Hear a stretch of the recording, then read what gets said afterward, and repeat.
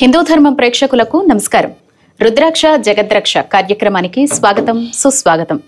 రుద్రాక్ష ధారణ వల్ల కలిగేటువంటి ప్రయోజనాల గురించి, రుద్రాక్షల విశిష్టత గురించి తెలియజేసేందుకు మనతో పాటు స్టూడియోలో సిద్ధంగా ఉన్నారు ప్రముఖ రుద్రాక్ష నిపుణులు, వేదగణిత శాస్త్రవేత్త, ఎన్నో జాతీయ అంతర్జాతీయ అవార్డుల గ్రహీత డాక్టర్ జి పాండురంగారావు గారు.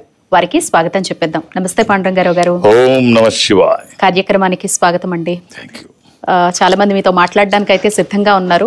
అంతే స్థాయిలో మీరు చెప్పేటువంటి మోటివేషనల్ స్టోరీ కోసం ఎదురు చూసే వాళ్ళు ఉంటారు. ఈ రోజు ఏ స్టోరీతో ప్రారంభించబోతున్నాం? ఓ చిన్న కథ, ఎప్పటిలాగే చెప్పుకుందాం. మామూలుగానే చిన్న కథ ఉంటుంది. గగన విహారం చేస్తూ ఇంద్రుడు మేఘాల గుంట అలా ప్రయాణం చేస్తూ వెళ్ళిపోతున్నాడు. ఈవినింగ్ షికార్లో వెళుతూ ఉంటే, అదే మామూలుగా షికార్కి వెళుతున్నాడు. కింద చూశాడు, ఒక రైతు పాపం పొలం దున్నుతున్నాడు.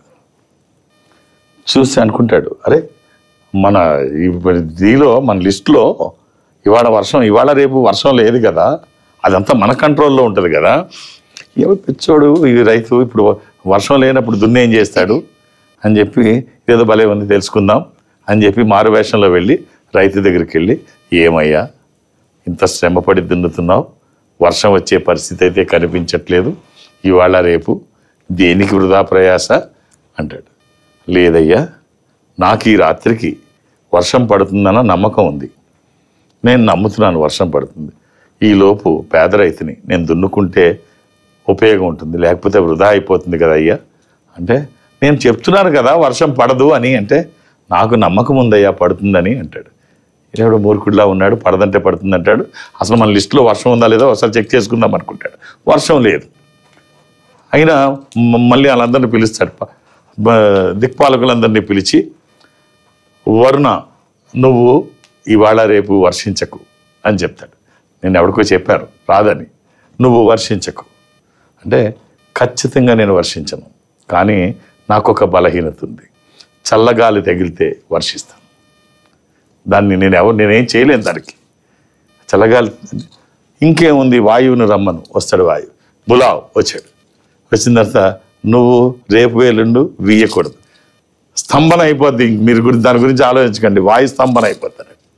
కానీ ఇక్కడ కూడా ఒకటి ఉంది, నేను వీయకుండా ఉండాలి అంటే కప్పలు అరవకుండా ఉండాలి, కప్పలు అరిస్తే నేను వీస్తాను, నేనేం చేయలేను. మండూకాలని బులావ్ అన్నాడు, మండూకాలన్నీ వచ్చాయి. ఇవాళ రాత్రి రేపు మీరు అరవడానికి వీల్లేదు, మీరు అరవకూడదు, అరిస్తే ఆయన కదులుతాడు. ఎట్టి పరిస్థితులు అసలు మేము అరవం, నోటికి తాళాలు వేసేసుకుంటాం. ఇంద్రుడు చెప్పిన తర్వాత ఇంకేమిటి, వాళ్ళు వీళ్ళు కాదు, మేము అసలు మాట్లాడం. కానీ మినుగుర్లు అనేవి కనబడితే, రాత్రి మినుగుర్లు కనబడితే మేము అరుస్తాం, మమ్మల్ని ఇది ఎవరించారు.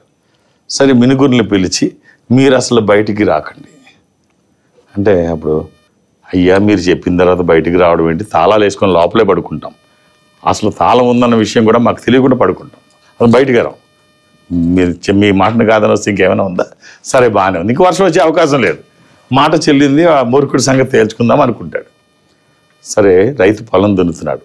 భార్య వస్తుంది రైతు దగ్గరికి వచ్చి, ఏమండి చీకటి పడుతోంది, ఇంకా ఏంటి పని, రేపు చూసుకుందాం రండి అంటే, లేదు పని అలాగే పెండింగ్ పడిపోయింది, ఆ మిగిలింది కూడా చేసేస్తే పొలం దున్నేయడం అయిపోద్ది, రాత్రికి వర్షం పడుతుందని నాకు ఎందుకో అనిపిస్తుంది, మధ్యలో వదిలేస్తే వృధాశ్రమం అయిపోద్ది, ఇది పూర్తి చేసుకొని వస్తాను. ఎలా చేస్తారండి చీకట్లో, సరే ఇద్దరు పిల్లల్ని కూడా తీసుకొస్తాను, అందరం కలిపి చేద్దాం అని చెప్పి తన ఇద్దరు పిల్లల్ని కూడా తీసుకొచ్చి అందరూ చిన్న చిన్న దీపాలు చేతితో పట్టుకుంటే, ఆ చీకట్లో రైతు ఒక్కడే పొలం దున్నుతున్నాడు. వీళ్ళు ముగ్గురు దీపాలు పట్టుకొని చూపిస్తున్నారు రైతుకి. తండ్రికి ఇద్దరు పిల్లలు, భార్య దీపాలు పట్టుకొని చూపిస్తే గాలిలో మినుకులు ఆడుతున్నాయి దీపాలు. కప్పలు మినుగుర్లుగా భావించాయి, మినుగుర్లు వచ్చాయి అని చెప్పి బెక్ బెక్ బెక్ బెక్ బెక్ అన్నాయి. చల్లగాలి అలా వచ్చేసింది. చల్లగాలి అలా వస్తే వర్షం అలా కూర్చుంది. వర్షం అయిపోయింది, వర్షం పడిపోయింది. ఇంద్రుడికి అర్థం కాలేదు, వర్షం పడింది, రైతు పొలం దున్నేశాడు. ఎలా జరిగింది అర్థం కాలేదు, చాలా కోపంగా తన వజ్రాయుధాన్ని తీసి వాయువుని, వరుణుడిని పిలిచాడు. ఏందయ్యా ఈ పని, వద్దంటే ఎందుకు వర్షించావంటే, నేనేం చేయలేదు, నేను వర్షించకూడదు అనుకున్నాను, గాలి వచ్చినప్పుడు నేనేం చేయను, నువ్వెందుకు వీచావని అడుగుతాడు. నువ్వెందుకు వీచావంటే కప్పలరిస్తే వీస్తానని చెప్పాను కదా అయ్యర్చాయి. మీరెందుకు వచ్చారంటే మినుగురులు వస్తే మేమేం చేయలేమని చెప్పాం కదా అయ్యా. మినుగురులు వచ్చాయి. మినుగురులు మీరు ఎందుకు రావద్దండి, ఎందుకు వచ్చారు అంటే మహాప్రభు మేము రాలేదు, మేము తాళం వేసుకొని ఉన్నాం, లోపల తాళం వేసుకొని ఉన్నాం. ఏం జరిగిందని అప్పుడు నారదుడిని అడుగుతాడు. అటుగా వెళుతున్నవాడిని అడిగితే చెప్తాడు, ఇలాగా వాళ్ళిద్దరు పిల్లలు వచ్చారు, ఇలా జరిగింది. అవి మినుగురులుగా భావించి కప్పలు. నీ ప్రయత్నం గొప్పదైతే నీ సంకల్ప బలం ముందు ప్రకృతి పరమేశ్వరుడు కూడా సహకరిస్తారు. నీ సంకల్పం గొప్పదైతే కొండ అయినా చిన్నదే, భగవంతుడైనా ఎదిరించే ధైర్యం నీ సంకల్ప బలంలో ఉంటుంది. కాబట్టి సంకల్పించుకో, ఏదైనా చేయగలవు. అద్భుతం. కాలర్ ఉన్నారు, కాల్ తీసుకుందాం. నమస్తే అండి. హలో చెప్పండి, మీ పేరు చెప్పండి. అమ్మా నాకు వినిపిస్తోందమ్మా, చెప్పండి మీ పేరు. సత్యమరండి. సత్య గారు మాట్లాడండి పాండురంగారావు గారితో. అమ్మా ఓం నమ శివాయ. ఓం నమ శివాయ అండి. ఏమిటమ్మా? మాది చించినాడండి, పాలకొల దగ్గర. ఎవరమ్మా? చించినాడండి, పాలకొల దగ్గర. చించినాడ క్షీరారామలింగేశ్వర స్వామి సన్నిధి. గాలిగోపురానికి ఎంత దూరం అమ్మా? మాకండి ఒక 5 కిలోమీటర్లు ఉంటుందండి ఇక్కడికి. Very good, very good. అమ్మ చెప్పండి. అదే మేము ఓల్డ్ పంచారామాల్లో ఒకటి క్షీరారామలింగేశ్వర స్వామి. అమ్మ డేట్ ఆఫ్ బర్త్ ఇవ్వండి. కొంచెం సాగట్లేదండి, దానికోసం ఏమన్నా చెప్తారేమో అండి. డేట్ ఆఫ్ బర్త్ ఇస్తారా అమ్మా? డేట్ ఆఫ్ బర్త్ ఇవ్వండి. ఎవరి కోసం అడుగుతున్నారు? డేట్ ఆఫ్ బర్త్ అండి 26/1/1977.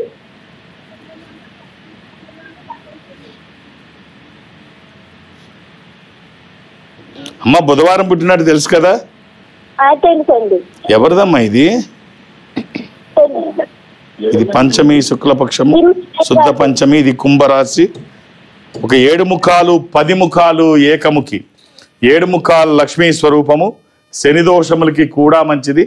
దశముఖి అది విష్ణు స్వరూపము, మానసిక ఒత్తిళ్లు తగ్గడానికి, వాస్తు దోషములు పోవడానికి, న్యాయపరమైన చిక్కులు అధిగమించడానికి. ఏకముఖి రుద్రస్వరూపము, అపమృత్యు బాధలు లేకుండా. ఈ 3 కలిపి చిన్న రుద్రాక్ష మాలలో కానీ, చైన్లో కానీ, తాడులో కానీ మీకు ఎలా వీలైతే అలా ధరించండి. ఆహార నియమాలు ఏమీ లేవు. 3 కుదరకపోతే ఒక్కటైనా వేయండి. వచ్చిన తర్వాత మార్పు ఏమిటో మీరు చూస్తారు. శుభం. తప్పకుండా అండి. నెక్స్ట్ ఇంకో కాల్ తీసుకుందాం. నమస్తే అండి. నమస్తే అండి. అమ్మా చెప్పండి, మీ పేరు. నా పేరు రాజేశ్వరి అండి. రాజేశ్వరి. అమ్మా ఓం నమ శివాయ. ఓం నమ శివాయ. గురువు గారు, నేను శ్రీకాళహస్తి నుంచి మాట్లాడుతున్నాను. ఇందాకేమో ఇప్పుడు వాయులింగేశ్వర సన్నిధి, వాయులింగేశ్వర సన్నిధి కాళహస్తీశ్వరుడు. అమ్మ చెప్పండి. గురువు గారు, మా బాబు చదువులో కొంచెం వెనుకున్నాడు. చదివింది ఏది గుర్తుండదు బాబుకి. ఏం చదువుతున్నాడమ్మా ఇప్పుడు? అంతగా వినడు గురువు గారు. ఒకే మాట 10 సార్లు చెప్తా అంటే సరే సరే అంటుంటాడు. ఏం చదువుతున్నాడమ్మా అబ్బాయి? బాబు 6th క్లాస్ నుంచి 7th కి వెళ్తాడు. ఎంత అన్యాయం అమ్మా. 7th 6th క్లాస్ పిల్లోడి మీద ఇన్ని కంప్లైంట్స్. 6th క్లాస్ పిల్లాడి మీద అమ్మా. పిల్లలు ఏం చెప్పినా వినట్లేదు అంటే వినరు. ఎందుకంటారు? ఇప్పుడు పెద్దవాళ్ళైనా ఏదైనా పనిలో ఉన్నప్పుడు మనం పిలిస్తే పలకకపోవచ్చు. పిల్లలు ఏంటంటే ఏదైనా పనిలో ఉన్నప్పుడు వాళ్ళ పనిలో ఉంటారు, నిమగ్నం అయిపోతారు. మనం పిలిస్తే పట్టించుకోరు. మీరు పిల్లలు వినాలంటే ముందు వాళ్ళ మైండ్ అటు కాన్సన్ట్రేషన్ డైవర్ట్ చేయాలి. ఆటలో ఉంటే ఆట నుంచి పక్కకు తీసుకురావాలి. ఏదైనా పనిలో ఉంటుంది అప్పుడు చెప్పండి, వింటారు. పిల్లలందరూ అలాగే ఉంటారు. అదే పెద్ద ఇదేం కాదు. ఈ 6వ క్లాస్ పిల్లాడు ఏముంటుందమ్మా మీరు మరిన్నో. ఇప్పుడు కప్పని అడిగిందంట, ప్రతిసారి రామ అంటావు, ఇప్పుడు మాట్లాడలేదేం అంటే కప్పందంట, నాకేదన్నా కష్టం వస్తే రాముడికి చెప్పుకొని రామా నాకు ఈ కష్టం వచ్చిందని చెప్తాను. రాముడే వచ్చి నా మీద కాలేస్తే ఎవరికి చెప్పాలి? సో పిల్లలకి కష్టం వస్తే తల్లిదండ్రులకు చెప్తారు. తల్లిదండ్రులే ప్రతిదానికి వాళ్ళని ఇబ్బంది పెడుతుంటే వాళ్ళు ఎవరికి చెప్పాలి?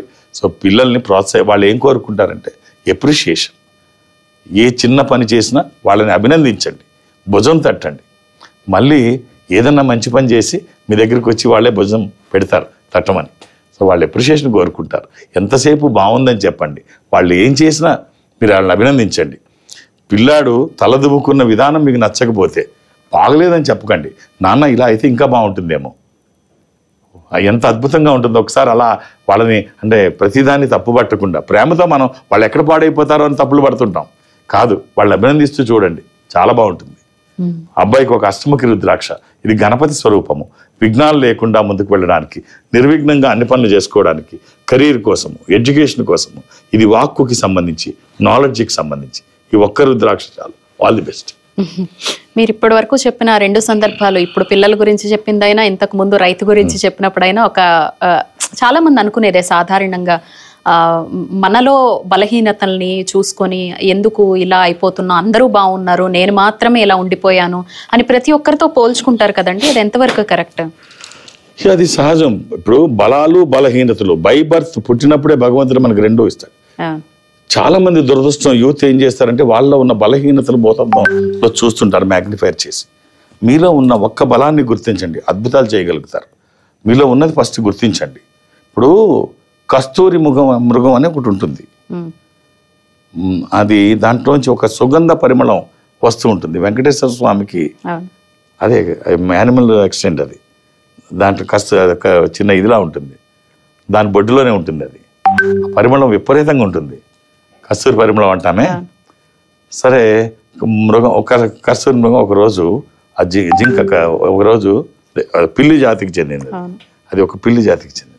సరే అది అనుకుంటుంది, ఈ స్మెల్ ఎక్కడి నుంచో వస్తుంది, భలే ఉంది అని చెప్పి ఎలాగైనా వాళ్ళు పట్టుకోవాలి. రోజు అనుకుంటుంది, దొరకట్లా. ఈసారి స్మెల్ ఎక్కడి నుంచి వస్తుందో తెలియకపోతే తెలిసే వరకు నేను ఏమీ తినను, భీష్మించుకొని కూర్చుంటా అంది.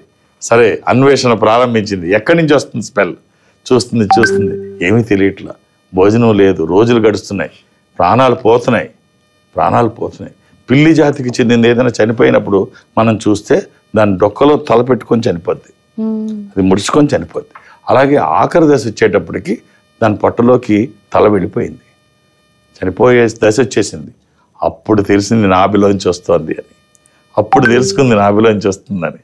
అయ్యో ఎక్కడో లేదు, ఇది ఇక్కడే ఉందని తెలుసుకునేటప్పటికి ప్రాణాలు పోయాయి.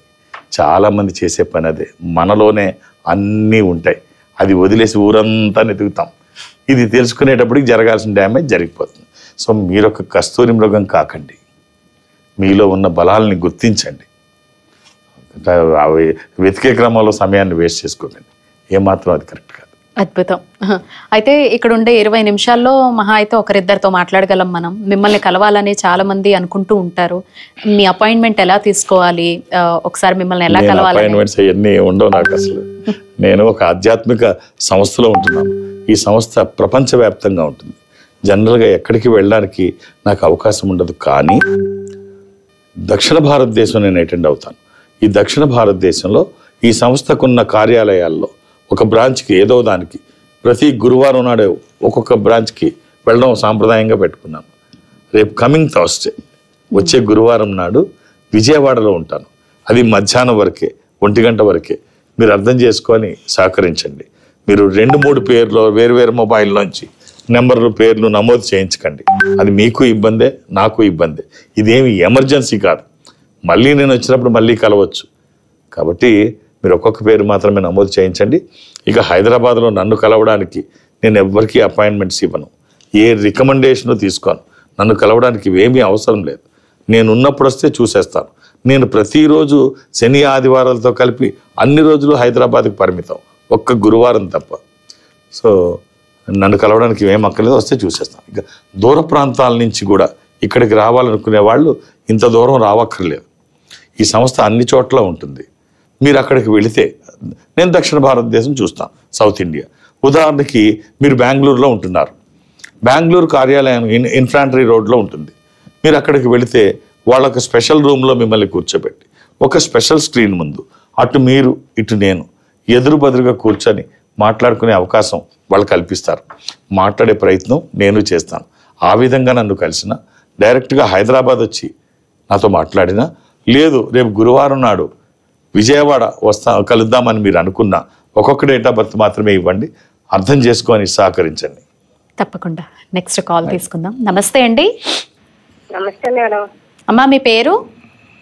మా పేరు పద్మ అండి. పద్మ గారు మాట్లాడండి అమ్మా పాండురంగారావు గారితో. అమ్మా ఓం నమ శివాయ్. గురుగారు నమస్తే గురుగారు. నమస్కారం అమ్మా, ఏమిటి సంగతి? అదే మా బాబు కోసం అండి, రెండో బాబు కోసం. అమ్మా డేట్ ఆఫ్ బర్త్ ఇస్తారా? ఇస్తాను గురుగారు. చెప్పండి అమ్మా. 1వ తారీఖు ఆ, 1వ తారీఖు అండి, ఉమ్, 9వ నెల ఉమ్, 1996. 96. ఆదివారం 4:30. ఇది సండే, ఆదివారం నాడు 4:30 అంటే 5 లోపు చూడండి గురుగారు. ఇది కూడా చతుర్థి, కృష్ణపక్షము, బహుళ చవితి, సంకటహర చతుర్థి. ఇది మేషరాశి. ఈ అబ్బాయి ఇప్పుడు విదేశాల్లో ఉన్నాడమ్మా? లేదు గురుగారు, మాది విలేజ్, వైజాగ్ దగ్గర విలేజ్ గురుగారు. జాతకం అయితే బాగుందమ్మా. ఎంతమంది పిల్లలు మీకు? 3 గురుగారు. ఈ అబ్బాయి పెద్ద అబ్బాయా? రెండో బాబు. రెండో బాబు. ఒక్క రుద్రాక్ష చెప్తాను, వీలైతే ఈ అబ్బాయికి వేసి చూడండి అమ్మా. ద్వాదశి ముఖ రుద్రాక్ష, 12 ముఖములు కలిగిన ఈ రుద్రాక్ష ద్వాదశ ఆదిత్య స్వరూపం, అంటే సూర్య స్వరూపం. ఉన్నతమైన స్థితి కోసము, అనారోగ్య సమస్యలు లేకుండా బ్రైట్ ఫ్యూచర్ కోసం. ఇది కుదరకపోతే నవముఖి, 9 ముఖాలు, అమ్మవారి స్వరూపం. ఏదైనా ఒక్కటి, అలాని ఏది పడితే అది వేయకండి. దురదృష్టం రుద్రాక్షల్లో 100కి 99 నకిలీయే ఉంటాయి. ఒక్కటైనా మంచిది వేస్తే ఆ ఫలితం ఒక అద్భుతం. All the best. Next call రండి. నమస్తే అండి. నమస్తే, మీ పేరు చెప్పండి. హలో అయ్యా నమస్తే, పేరు చెప్పండి. నమస్తే. మా బాబు పేరు ఉదయ్ సాయి అండి. మాట్లాడండి పాండురంగారావు గారితో. ఓం నమ శివాయ్. ఓం నమ శివాయ గురువు గారు. మా సార్. అబ్బాయిది పేరు ఉదయ్ సాయి అండి. సార్ డేట్ ఆఫ్ బర్త్ ఇవ్వండి. డేట్ ఆఫ్ బర్త్ వచ్చేసి 30/11/2001 అండి.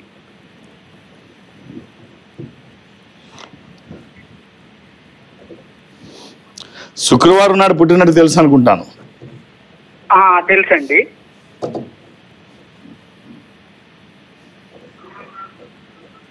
తెలుసండి గురుగారు. అలాగే ఆ రోజు పున్నమి, పౌర్ణమి రోజు కూడా. చదువులో అభివృద్ధి కావాలండి కొంచెం. ఆ రోజు పౌర్ణమి కూడానండి.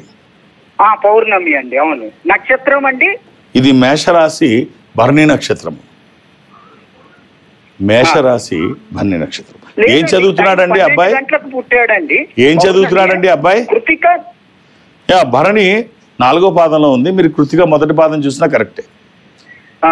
రాశి మేషమే అవుతుంది. నక్షత్రం అంటున్నారు. కృతిక అయినా అదే అవుతుందని నేను అది చెప్తున్నాను. నేను చెప్పేది అదే. నేను మిమ్మల్ని సమయం కూడా తీసుకోలేదు. సాయంత్రం అయితే అది కృతిక అవుతుంది. ఎలా అభివృద్ధి ఉంటుందండి? ఎస్. అబ్బాయి ఇప్పుడు ఏం చేస్తున్నాడండి? అబ్బాయి ఫిజియోథెరపీ 4th ఇయర్ చదువుతున్నాడండి. Very nice, very nice. 3:15 sir time. Right అండి. సరే, ఎంతమంది పిల్లలు మీకు? సార్ నాకు ఒక కూతురు, ఒక బాబు. కూతురు ఆల్రెడీ 2021లో ఎక్స్పైర్ అయిందండి. I'm sorry. అది సో బాబు ఇప్పుడు ఒక్కడే అండి. ఎక్కడి నుంచి మాట్లాడుతున్నారండి మీరు? ఎలా ఉంటుంది సార్? ఎక్కడి నుంచి మాట్లాడుతున్నారు? ఎక్కడి నుంచి మాట్లాడుతున్నారు? హైదరాబాద్ నుంచి అండి. సార్ ఈ బాబుకు ఒక్క రుద్రాక్ష చెప్తాను, చెప్పండి. అవకాశం ఉంటే. మీరేం చేస్తున్నారు సార్? నేను ప్రస్తుతం ఇప్పుడు ఖాళీగా ఉంటున్నాను సార్. ఒక్క రుద్రాక్ష, త్రయోదశి. ఇది ఇంద్ర రుద్రాక్ష, అంటే 13 ముఖాలు. ఇది రూలింగ్ రుద్రాక్ష, కమాండింగ్ రుద్రాక్ష. అనుకున్నది సాధించడానికి, సంకల్పం సిద్ధించడానికి, కోరికల సాఫల్యం కోసం, జాతకపరంగా అవసరమైంది కూడా త్రయోదశి. ఒకవేళ ఇది కుదరకపోతే దీని తర్వాతది ద్వాదశి, అంటే 12 ముఖాలు. సో ఒక్క రుద్రాక్ష చెప్తాను. ఎప్పటికైనా వీలైతే అది వేసే ప్రయత్నం చేయండి, అవకాశం ఉంటే. అది చతుర్దశముఖి మీ అబ్బాయి జాతకానికి, అంటే 14 ముఖాలు. ఇది రుద్రనేత్ర స్వరూపము, స్వామివారి 3వ నేత్రము. శత్రుభయాలు లేకుండా, గ్రహపరమైన దోషాలు లేకుండా, అపమృత్యు బాధలు లేకుండా. దీనికి అధిపతి శని, అంటే మీ అబ్బాయి జాతకానికి సంబంధించింది. సో అవసరం నేను తెలియజేశాను. అవకాశం మీరు చూసుకోండి. మీ ఆశీర్వచనము, వాళ్ళ ప్రయత్నము, ఈశ్వరానుగ్రహము. నా వంతు బాధ్యతగా జాతకాన్ని వేదగణితంతో అధ్యయనం చేయడం వల్ల జాతకంలో దోషాలుంటే నివారించబడతాయి. ఈ నేను అడ్వైస్ చేసే రుద్రాక్ష స్వయం ఈశ్వర స్వరూపం. ఈశ్వరుడే రుద్రాక్ష రూపంలో గుండెల మీద నడయాడుతూ ఉంటే వ్యతిరేక శక్తులు దరిదాపులకి రావు. విజయాలు ఎప్పుడు పక్కనే ఉంటాయి. ఆల్ ది బెస్ట్ అండి. ఎలాంటి నియమాలు లేవు, ఎప్పుడు వేసుకోవచ్చు. తప్పకుండా అండి. అయితే తల్లి కొడుకుల రిలేషన్ గురించి మాట్లాడమని చెప్తే మీరేమంటారు? అంతకంటే బంధం ఏమైనా ఉంటుందా? అసలు దాన్ని అసలు ఎవరైనా వర్ణించగలరా? ఇప్పుడు కర్మ ఎవరిని విడిచిపెట్టదు అంటారు. అని చెప్పడానికి 1000 దూడల్ని వదిలేస్తే తల్లి దగ్గరికి వెళ్ళిపోతాయంట. ఇది నీ తల్లి అని చెప్పాల్సిన అవసరం లేదు. తల్లికి కూడా ఇది నా దూడ కాదా ఆలోచించే అవసరం లేదు, పర్ఫెక్ట్గా ఉంటుంది. ఈ మధ్య ఇలాంటి సన్నివేశం ఒకటి యూకేలో జరిగింది. వాళ్ళు ఏం చేశారంటే ఒక ప్రయోగం, 30 మంది పిల్లల్ని 5-6 సంవత్సరాలు అంటే ఒక క్లాస్లో వాళ్ళని 30 మంది చిన్నపిల్లల్ని ఇలాంటి టేబుల్ ఒకటి ఉంది, దాని మీద క్లాత్ వేసేసారు కింద వరకు. వాళ్ళ మోకాల కింద ఇంతవరకే కనిపించేటట్టుగా కాళ్ళు పెట్టారు. 30 మంది అంటే 60 కాళ్ళు ఉంటాయి, 30 జతలు. 30 మంది తల్లులు వచ్చారు. మీ పిల్లల్ని మీరు గుర్తించి తీసుకోండి. ఎంత విచిత్రం తెలుసా? వీడియోస్ చూస్తే మతిపోయింది నాకు. అసలు ఏ తల్లి కూడా నెతుక్కోలేదు నా పిల్ల ఎక్కడ, డైరెక్ట్గా వెళ్ళిపోయి తీసేసుకున్నారు అంతే. ఎంత అద్భుతం! తల్లి ప్రేమ అలాగే. అసలు తల్లికి తెలియంది పిల్లల విషయంలో ఏముంటుంది? ఇక తల్లి ప్రేమ గురించి కానీ తన ఇది గురించి కానీ అసలు మనం మాట్లాడుకోవడానికి సరిపోం. ఎక్కడో ఉంటుంది అమ్మ ప్రేమ. ఇంకొక రోజు మాట్లాడదాం, నెక్స్ట్ వీక్ మాట్లాడదాం. మరి తండ్రి అయితే అలా తండ్రి అయితే ఏం చెప్తారు? తండ్రి కూడా ఏం తక్కువ ఎక్కర్లా. తల్లి జీవితం అయితే తండ్రి భవిష్యత్తు, ఒక భరోసా. తండ్రిని కూడా తక్కువ చేయడానికి వీల్లేదు. కొడుకు కూడా అంతే. తండ్రి విషయంలో ఈ రిలేషన్ అలాగే ఉండాలి. తల్లిదండ్రుల విషయంలో పిల్లలు అలాగే ఉండాలి. ఇప్పుడు ఒక తండ్రి అడిగాడంట కొడుకుని, అరే నాన్న నేను చచ్చిపోతే ఏడుస్తావా నువ్వు అని. నేను ఏడవనన్నాడంట. అరే దుర్మార్గుడా, ఎంత ప్రేమగా పెంచుకున్నాను, ఏడవు అంటే నేను ఏడవు. నువ్వు రాయివి నువ్వు ఏడవంటావేంటి? ఏడవు నాన్న. ఇప్పుడు నువ్వు బతికుండగా ఖచ్చితంగా చెప్తున్నాను, ఏడ్చే పరిస్థితి ఎప్పుడూ తీసుకురాను. నువ్వు బతికుండగా ఏడ్చే పరిస్థితి నేను ఎప్పుడూ తీసుకురాను, ఛాలెంజ్గా చెప్తాను. సో తండ్రి ఒక్కసారి ఆశ్చర్యపోయాడు, నా కొడుకు ఇంత ప్రేమ ఉందా అని. సో ఆ ప్రేమ తండ్రికే కాదు పిల్లలకి అలాగే ఉంటుంది తండ్రి పట్ల. సో ఇలాగే ఉండాలి, తల్లిదండ్రుల పట్ల పిల్లలకి అలాగే ఉండాలి. ఇదే ధర్మం, ఇదే సాంప్రదాయం, ఇదే ఆస్తి, ఇదే సంపద. అద్భుతం. కాల్ తీసుకుందాం. నమస్తే అండి. నమస్తే అండి. అమ్మా మీ పేరు? నా పేరు బాలమణి. మాట్లాడండి అమ్మా పాండురంగారావు గారితో. అంబా ఓం నమ శివాయ్. ఓం నమ శివాయ్ గురుగారు. ఏమిటమ్మా? పాప యుఎస్ వెళ్ళింది, చదువు అయిపోయింది. యుఎస్ వెళ్ళిందా? ఏమన్నారు అమ్మా? కొంచెం గట్టిగా మాట్లాడతారా? పాప అమెరికాకు వెళ్ళింది, కొద్దిగా జాబ్ గురించి. చాలా తక్కువగా వస్తుందమ్మా మీ మాట. పాప అని మాత్రం అర్థమవుతోంది. అమెరికాకి వెళ్ళిందండి. అమెరికాకి వెళ్ళిందా? మాట వెరీ ఫస్ట్ యుఎస్ అన్న పదం అర్థమైంది. అమ్మ డేట్ ఆఫ్ బర్త్ ఇవ్వండి. 2 ఏమిటమ్మా? ఇది డేటా మంతా? డేటు మరి మంత్ నెల?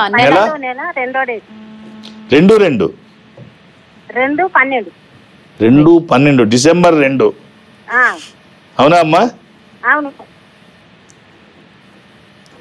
అంటే శనివారం అని గుర్తుందా అమ్మా? ఉన్నది గురుగారు. ఎంతమంది పిల్లలు మీకు? పాప బాబు. అలాగే ఇది సప్తమి, శుద్ధ సప్తమి, శుక్లపక్ష సప్తమి. ఇది కుంభరాశి, నక్షత్రం ధనిష్ట. జాతకం చాలా బాగుందమ్మా. ఒక్క రుద్రాక్ష చెప్తాను, వీలైతే వేయండి. త్రయోదశిముఖి రుద్రాక్ష, 13 ముఖములు కలిగిన ఈ రుద్రాక్ష ఇంద్ర రుద్రాక్ష, రోలింగ్ రుద్రాక్ష, కమాండింగ్ రుద్రాక్ష. అనుకున్నది సాధించడానికి, సంకల్పం సిద్ధించడానికి, కోర్కెల సాఫల్యం కోసం, జాతకపరంగా అవసరమైంది కూడా త్రయోదశి. అది కుదరకపోతే నవముఖి, అమ్మవారి స్వరూపం. ఈ రెండిట్లో ఏదైనా ఒక్కటి చాలు, ఎప్పుడూ వేసుకోవచ్చు. 24/7, ఎలాంటి నియమాలు లేవు. All the best. శుభం. తప్పకుండా నెక్స్ట్ కాల్ తీసుకుందాం. నమస్తే అండి. సరే అమ్మా మీ పేరు? స్వాతి. స్వాతి గారు మాట్లాడండి అమ్మా. అమ్మా ఓం నమ శివాయ్. ఓం నమ శివాయ. ఏమిటమ్మా? హలో అమ్మా చెప్పండి. 10వ తారీఖు అండి 7వ నెల 1996. ఎవరిదమ్మా ఇది? నాదే అండి. అమ్మా శనివారం పుట్టినట్టు తెలుసా? 10వ తారీఖు 7వ నెల 1996 అండి. అవునమ్మా, అది శనివారం అమ్మా. తెలియదండి. మరి తెలియనప్పుడు ఆలోచించలేదు, డౌట్ వస్తే ఆలోచించాలి కానీ. ఏమ్మా? చెప్పండి గురుజీ. Right right right.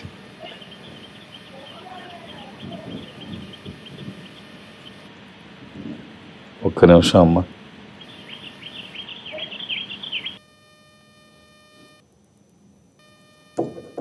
ఏం చేస్తున్నావు అమ్మా? 2 పిల్లలు. మా కొంచెం యాక్టివ్ గా మాట్లాడండి. పిల్లలు 2 పిల్లలమ్మా. చదువుతున్నారా పిల్లలు? చదువుతున్నారమ్మా పిల్లలు? చదువుతున్నారండి. ఒక పాప ఒక బాబు.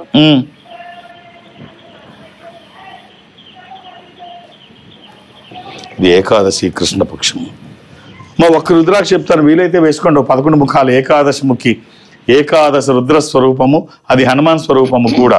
ఆధ్యాత్మికంగా మంచిది, ఆరోగ్యపరంగా మంచిది, భయాందోళనకు అవకాశం లేనటువంటిది. ఈ ఒక్క రుద్రాక్ష శరీరానికి తాకే విధంగా ఒకవేళ సూత్రాల్లో వేసుకుంటే మధ్యలో కాకుండా ఆ పక్కన కానీ ఈ పక్కన కానీ వేసుకోండి. ఎలాంటి నియమాలు లేవు. ఇది వచ్చిన తర్వాత చాలా మార్పులు చూస్తారు. శుభం. చాలా చాలా ధన్యవాదాలు పాండురంగారావు ఓం నమః గారు. శివాయ. చక్కని విశేషాలు అందించారు. ప్రేక్షకుల సందేహాలు నివృత్తి చేశారు. ధన్యవాదాలండి. ఇది వాటి రుద్రాక్ష జగద్రక్ష కార్యక్రమం. ఉండండి. హిందూ ధర్మం.